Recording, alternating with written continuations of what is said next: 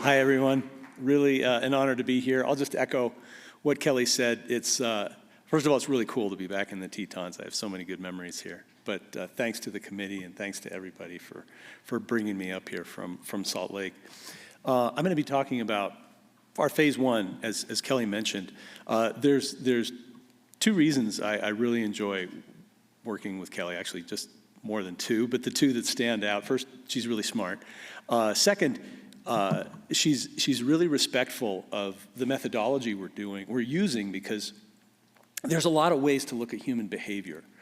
We chose a way where we're looking through accident data. So admittedly, this is a narrow view. So take everything that we're going to say with an awareness that we're just looking at accidents. We're not looking at all the things that people are doing well out there. The second reason that I enjoy this work is both Kelly and I have this understanding, this belief that whether you're on skis, split board, snowboard, whether you're on a snow bike or a snow machine, all of us are going into the mountains to enjoy ourselves out there. We're all going out to have fun with our friends, but all of us, we're all brothers and sisters in this. All of us want to come home at the end of the day to our families and our friends. And that's what's driving our work. Okay, moving right along. Let's go right into these golden rules of avalanche safety, right? Carry rescue gear, know how to perform a companion rescue, don't travel alone, understand the avalanche forecast, know how to apply it, recognize avalanche terrain, and go one at a time. How many folks have seen some variation of this? Yeah, I would assume it's all of us, because this is the foundation of avalanche education and a lot of forecasting and public service, the public safety messages. But you ever wonder where this come from? Where this came from? It was certainly around when I started back in the 1980s. We did some digging. These messages go way back. The earliest are 50 years old. Some of them go back to the 1890s, recognizing avalanche terrain and going one at a time. So, question is it time for an update? This is one lens that we chose to look at our accident data through. Now I'm going to show you a bunch of charts. All the charts are laid out the same. I know not everybody is comfortable with these kinds of charts, but what you're going to see here is across the bottom are different seasons. On the left-hand vertical axis, that's the number of fatal accidents, not number of victims, but the number of fatal accidents that happened in that season. And the important axis is on the right there. That's the percent of accidents where the feature that we're talking about was present. So what you're seeing there, and those lines you're looking at are 5-year moving averages. The signal has a lot of noise in it, so averaging it over 5 years gives you a better sense of what's going on. So if you take nothing from these graphs, just look at them. Are they flat? Are they going down? Are they going up? This one shows the dotted line on top is avalanche beacons.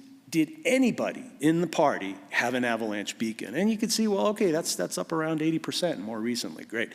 The solid line asks a different question. It says, when the accident happened, did everybody in the party have a beacon, shovel, and probe? And you can see that's only around 50 or 60%. So there's still a lot of work to be done on that. Why does that happen? Well, one of the common things that happen is that people own these things, but they leave them at home or they leave them in the car. Another thing that happens is, for some reason, one or more of the beacons aren't transmitting. Somebody left it in the bottom of their pack turned off. Somebody's wearing it, but didn't turn it on. Somebody's wearing it, but it was on and then for some reason it got turned off. Somebody's wearing it and the batteries went bad, but nobody ever checked. So there's a lesson for us in there that we'll go over. Another tragic thing that's happened, and this is really connected to the second piece of advice, know how to rescue a companion, is that people often, especially with the older beacons, didn't know how to resolve multiple burials. There was even one really tragic case, party of 3, 2 of them were caught, 2 were buried relatively close together. The third person couldn't resolve the multiple burial, kept getting these different signals. They didn't dig up their partners. They actually went for help, and both their partners died. So moving along, this is the same chart you just saw, except with the red line there shows trauma. So the question we were asking was, if people are getting better at doing companion rescue, that's kind of hard to measure, because if it's a successful rescue, it's not going to make it into the fatality data. But there is a signal that we can look at. So if you think of the two main causes of why people die in avalanches, right? There are trauma and there is asphyxia. If people are getting better at doing companion rescue, you would see the percentage of people, the proportion of people who died of asphyxia getting smaller. And conversely, the percentage of people dying of trauma getting bigger. That's actually what we see here. We can't say it's ironclad. This isn't convincing evidence, but it's one piece of evidence that supports the idea that perhaps people are getting better with rescuing their partners. The beacons are certainly better than they have been, and avalanche education is more widespread. All right. Yeah, and you can see one of the take-home messages from here is that trauma is actually pretty common in these accidents. And I know what you're probably saying. You're saying, wait a minute, Ian, I'm looking at that, and that shows around 50 to 60% of these accidents have trauma. I learned in my avalanche course that it's a quarter of victims that die of trauma. And then maybe your buddy says, wait a minute, I took a different course and they told me it was a third. The fact is, you would both be right. There have been a bunch of studies done on what percentage of avalanche victims die of trauma. There are a lot of variables in this case. You could see these studies go from anywhere from 20 to 42%. I was talking with Scott McIntosh about this. He was doing after the avalanche. And we said, well, this is really interesting, but nobody's really studied what are the variables. How does terrain affect this? How does the availability of advanced life support? How does the type of recreation affect this? Those questions aren't questions we know. Kelly and I asked a different question. We asked the question, if you're traveling in the backcountry and you come across an accident that's had a fatality, how often will that fatality involve fatal trauma? And that answer is a different answer than the question up above. Turns out it's 42% over the 50 years. It's 53% in the last 10 years. So the takeaway there, be prepared to deal with trauma. This is just fatal trauma. This doesn't include non-fatal trauma. So pretty sobering information. I'm sorry to be the guy that, like, man, Ian came on and then it got really dark. All right, moving along. These last three golden rules of avalanche safety: understand the avalanche forecast, recognize avalanche terrain, and go one at a time. Those are risk reduction skills. And so it's not fair to put everybody in the same bucket and compare people's success at these. What Kelly and I did was we divided the data, our accident parties, into 4 different groups. There was the unaware people that there was no evidence that they really had any understanding of avalanche danger at all. That was about 11%. There was the aware people. These are people that had been warned or were aware that there was an avalanche problem, but had no skills to mitigate it. They said, yeah, okay, avalanche, somebody told them in the parking lot, yeah, avalanche danger is considerable or high today. But they didn't engage in any activities to mitigate that. So the focus that we had was on this message aware group. Turns out that was about 56% of our data set. Had some formal avalanche education or were actively mitigating the avalanche danger. And about 21% were unknown. So the first question we asked is, of these people, these parties that had the skills to mitigate the avalanche danger, how often were they killed on slopes that were Tier 1 slopes? And as we saw earlier today, Tier 1 slopes are the ones that have the highest danger rating. So almost invariably, these groups had checked the avalanche forecast, maybe not read it, but they were aware of the forecast, and many of them actually made plans that incorporated that in their travel route. How often did they avoid these Tier 1 slopes? Well, the message here is rather disturbing. This says that, wow, over 90% of these accidents happened on the very slopes that the avalanche forecast said that day were the most dangerous. Now, I know what you're probably saying. Oh, right, why would this happen? A lot of times it's that the people deviated from their original plan, right? They had a plan to travel. They were skilled, right? So they learned how to plan a good, reasonable, safe tour. They had that plan in place, but for various reasons, they deviated. A lot of times, they had great skiing. They didn't see any further evidence of instability. So they ended up drifting into riskier terrain. All right, let's go back. Anyway, yeah, they ended up drifting into riskier terrain. Now, I know what you're saying. You're saying, all right, well, maybe these people, because they were more skilled, they were managing their terrain better because maybe they knew they were in avalanche terrain. And certainly, that's where the good skiing is. But when we looked at critical slopes, these are slopes that were named in the avalanche forecast. They were obvious avalanche slopes. In other words, there was a trim line, there was a clear start zone, there was a clear run out, and the path ended in a terrain trap. Remember, these are skilled people. Over 60% of them happened, or over 50% happened, on these critical slopes. These are slopes that you don't need a lot of avalanche training to recognize. A novice would have recognized these. So why is that happening? A lot of times we talked about the risky drift, also communication breakdown in the group. And people had different goals sometimes. Okay, here's another one. How often do people go one at a time? This advice goes all the way back to the 1890s, where they said, yeah, on avalanche slopes, go one at a time. Dent said that in his Mountaineering Handbook, published 1892. And the advice has been around a long time, but we're just not following it very well. We think there's two reasons. The first, one of the recurring themes, is that people often misjudge safe spots. That somebody said, all right, I'm going to ski down, and I'm going to pull out right there under that tree or on that little rise. Turns out that spot was not safe. The avalanche would be triggered, and that position was either pulled into the avalanche from the side or overrun. So they chose a bad safe spot. And remember, these were people with the skills to mitigate the avalanche risk. And the other one is multiple on slope. One of the patterns that we saw was, say you had a team of 4 people, one person would ski, nothing would happen. Second person would ski, nothing would happen. Third person would go. Fourth person standing up there and saying, well, you know, nothing's happening here. I'm not just going to wait here. I'm just going to go. And then you end up with 2 on the slab, and then the slab releases. And especially if the party down below hasn't chosen their safe spot, that gets overrun, and you end up with an accident with 3 or 4 people involved.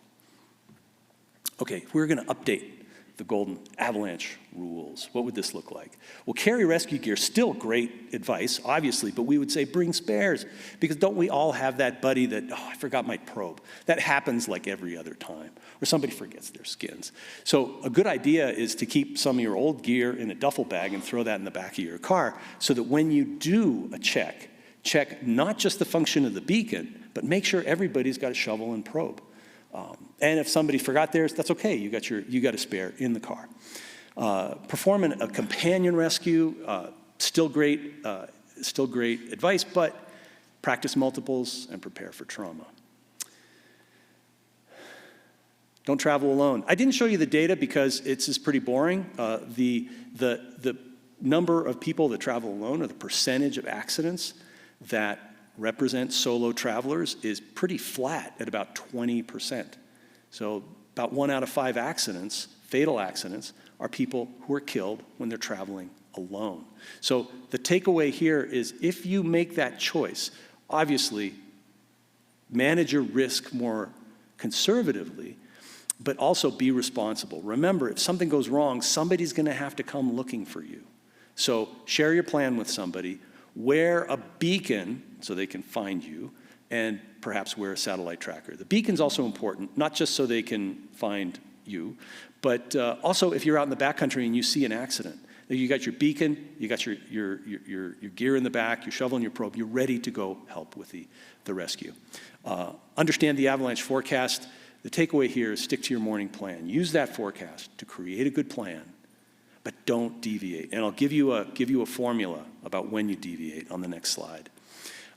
Last one, recognize avalanche terrain. One of the best things you can do, if you're foot powered, this doesn't apply to snow machines as much. Kelly will talk about that. But you stop and you ask, okay, what happens if this slope slides? If it's over 30 degrees, let's just have a quick discussion. Are we okay with the weak layer right here? Do we need to learn more about this slope, more about this weak layer before we commit to it? And if it slides, what's it gonna do to us? Is it gonna take us into a terrain trap, trees, gullies, whatever? And lastly, go one at a time. If your buddy suggests a bogus safe spot at the bottom of the slope, tell him that's a bogus safe spot. I think that's gonna get overrun. I think a better spot is gonna be over there behind those trees, so let's stop there. And then wait your turn. If you're gonna go, if you guys have a deal with your partners to go one at a time, really and truly go one at a time. So here's the money slide where there we go. For the top 4 things you can do: rescue gear, bring spares, do a trailhead check of all your gear, and bring the first aid equipment that you need to deal with trauma. Know how to use it. If you make a morning plan, here's your formula for changing it. Evidence plus okay is equal to changes. Once you've made the plan, use this formula to present evidence to your partners. Say, here's the evidence I think that we can modify our plan, and go around and get a buy-in, get an okay from everybody. So that'll slow you down. And then, stop on an avalanche slope, ask what's going to happen, and your tactics, truly one at a time to a truly safe spot. Okay, if you want to read about our first phase of research, there's our article in the Avalanche Review. Thanks to Lynn for helping us with this. And then there's our ISSW paper if you want a little more details. With this, I'm going to turn it back over to my co-author.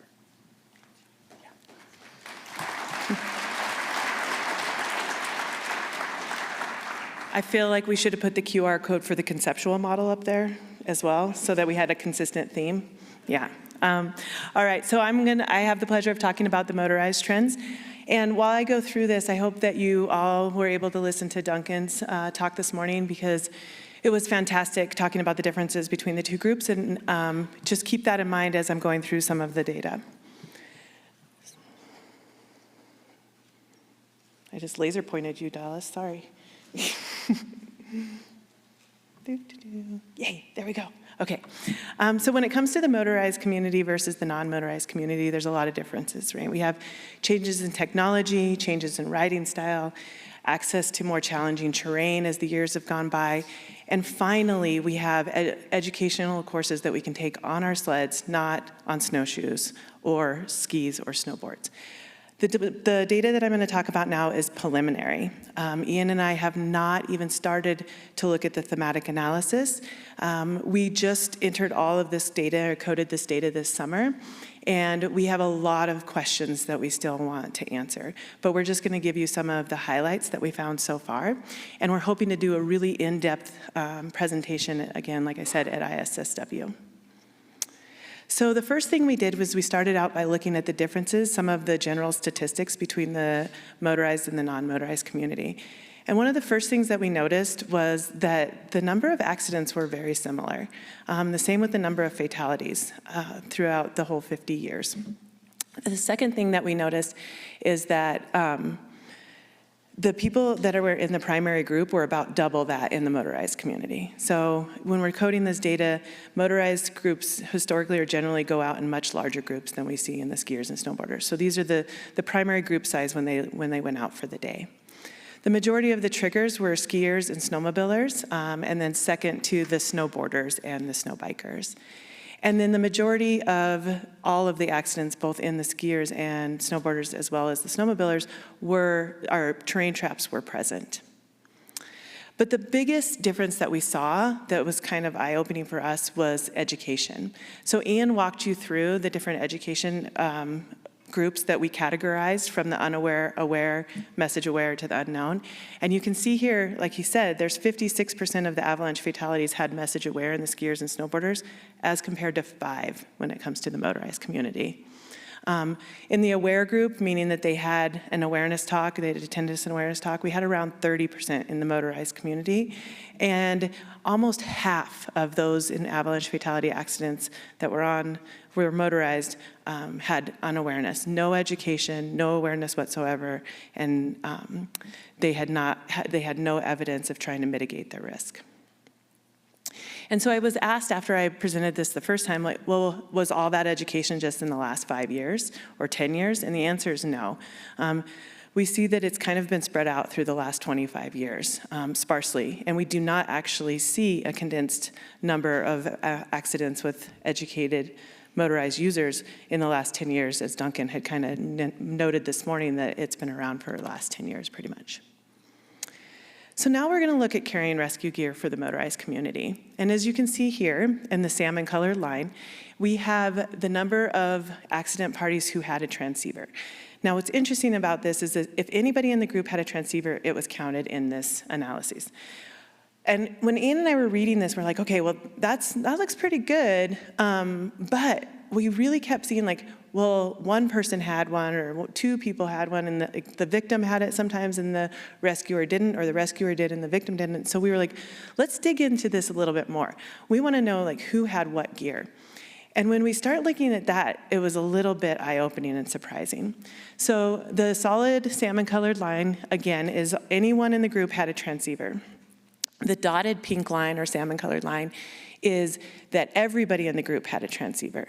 The solid green line is if anyone had a shovel or a probe, and then the dotted green line means that everybody in the group had all the equipment that they needed.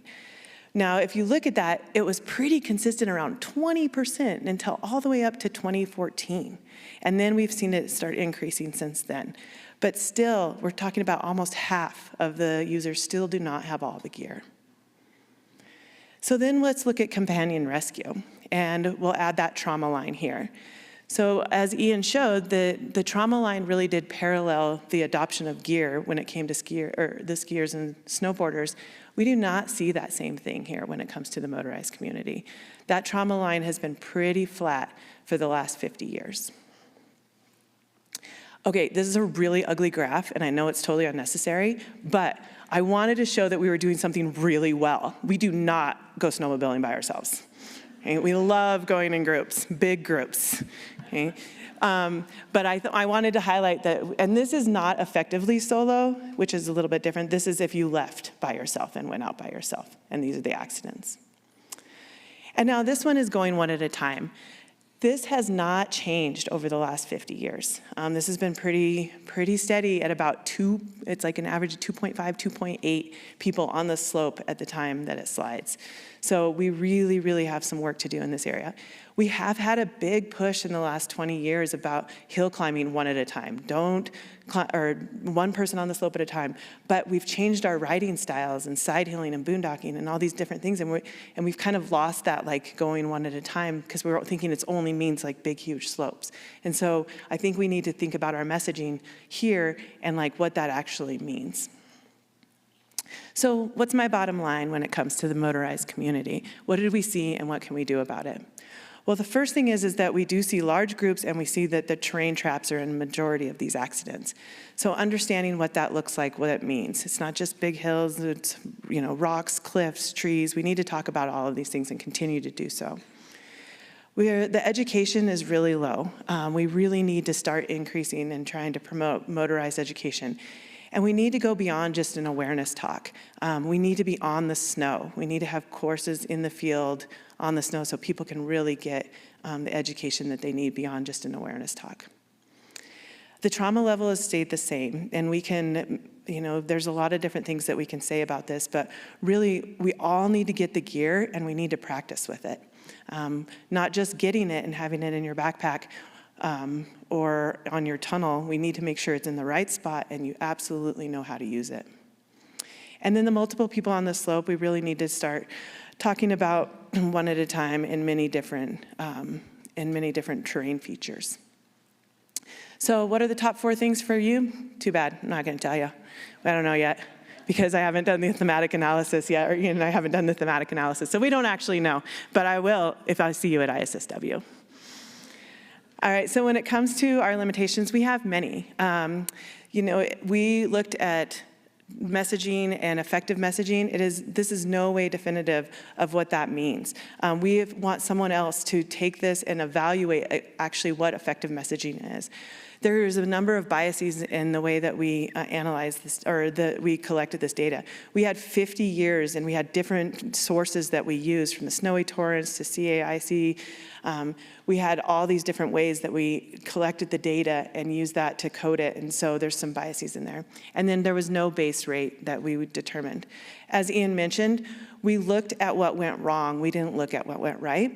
And many of us have somebody that we know that is represented in one of these bar graphs.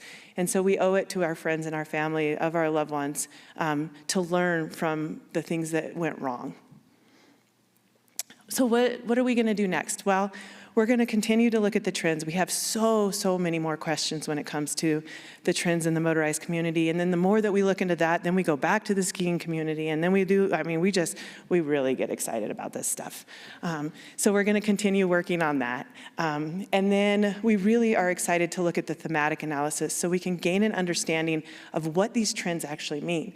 So Ian had the reoccurring themes and some of the other information, and that all came from our thematic analysis. So we're excited to do that for the motorized as well. We just conducted a survey, and we have over 1,200 responses from the motorized community. And we use this behavior change theory called the precaution adoption process model. And what it is it's a stage-based model where you can look to see where people are on their adoption of safety practices. And so it's anywhere from like unaware to undecided to adopted to maintaining that behavior.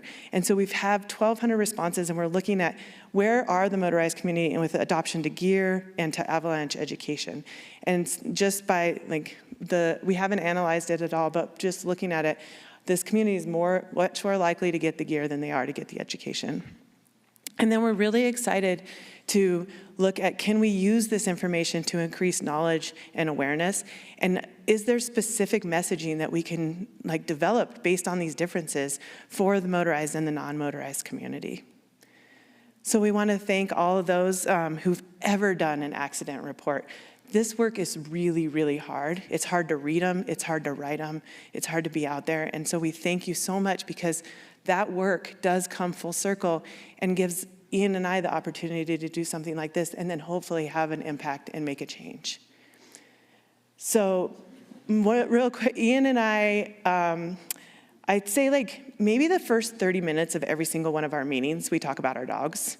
We really love our dogs. And so it would be a disservice to not have our dogs in this picture. So thank you.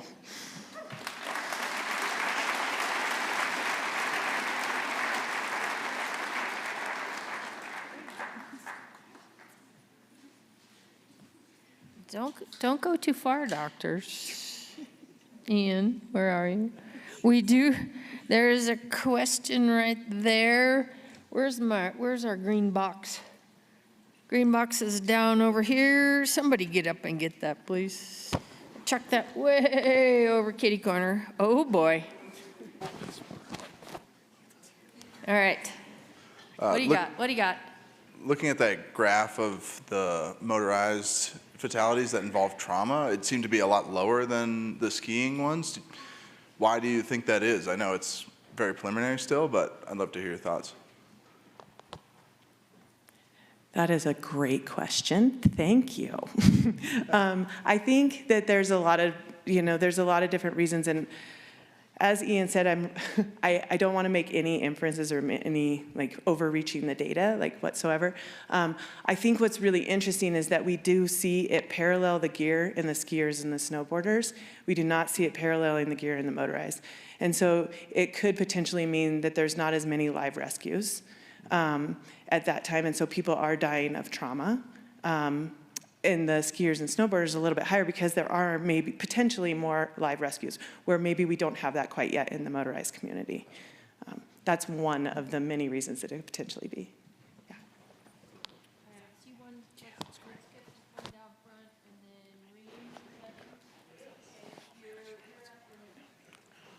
Is there a particular piece of gear in your first aid kit that you found that is more effective for dealing with backcountry trauma, or anything that we should be carrying that we're not typically? Wow, great question. Yeah, I don't know if Scott McIntosh is still here, Dr. Scott McIntosh. He's sort of an expert on this. I would say the one most important piece of gear that you can have in your backcountry kit, you guys ready for this, is your brain. How many folks have taken a woofer or woofa or something like that, right?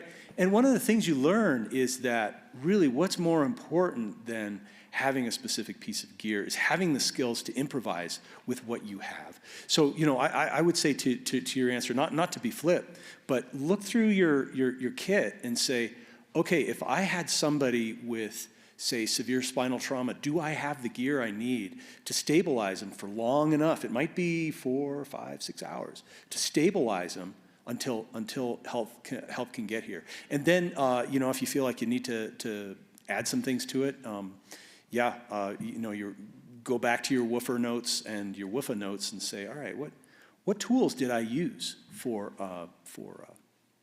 treating those injuries? Just by your reference, I did a paper quite a few years ago.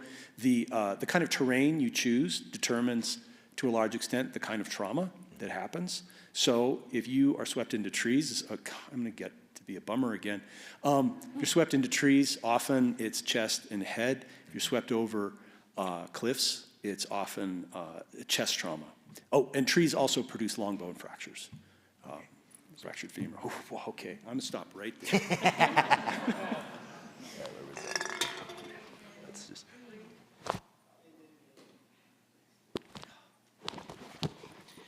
Hey, thanks to you both. Honestly, it's great, refreshing, new look at old stuff and kind of just a fresh way to look at it. Ian, the alarming slide is always the one that catches my eyes, that it is the really aware, experienced people getting in a lot of the accidents on the ski and snowboard side. And you've commented in the past, and I don't know if you looked at it in this round, on terrain familiarization associated with that. So is it, yeah, they recognize it, but they go there all the time, so they're just skiing that run, even though it's an avalanche starting zone. Do you have anything on that? Because you have in the past provided some of that. Sorry, some of us remember, Ian. Yeah, thanks for the shout out. Did everybody get the question? Yeah, it's our experienced people dying because the terrain's familiar. Yeah, I did some work way back in the swirling mists of time, what was that, 2000, 2001, where the presence of familiarity coincided with people taking more risk. We did not look at that in our research in this case. I am collaborating with Dr. Sarah Boylan on some human factors research that hopefully we'll have something in about a year that should speak to that, Mike. But yeah, at this point, I'm just going to say that's an interesting question. We don't know the full answer to give you a confident answer to that. Awesome, thanks. Yeah. Oh, go ahead. Oh, I was just going to add that we did add that to the motorized. So we haven't analyzed it yet, but we do have the state of the accident, the state of where the victims were from, and if they were familiar with the terrain or not. And if all the group was familiar, some of the group, or none of the group was familiar with the terrain. So we should be able to answer that with the motorized data. Yeah. See you next fall. Okay, Carpenter's making an exception of himself. I was gonna cut us out, and why don't you just shout it out so we don't have to chuck that thing? So, great study. Thanks so much for joining us. One observation I've made over the last few years here is we've had a number of avalanche involvements involving people on sleds in really small terrain because they knew that the avalanche hazard was elevated, and these slopes were, these are size 1, maybe 1.5 slides, either 3 or super soft feature. So I'm wondering if your data set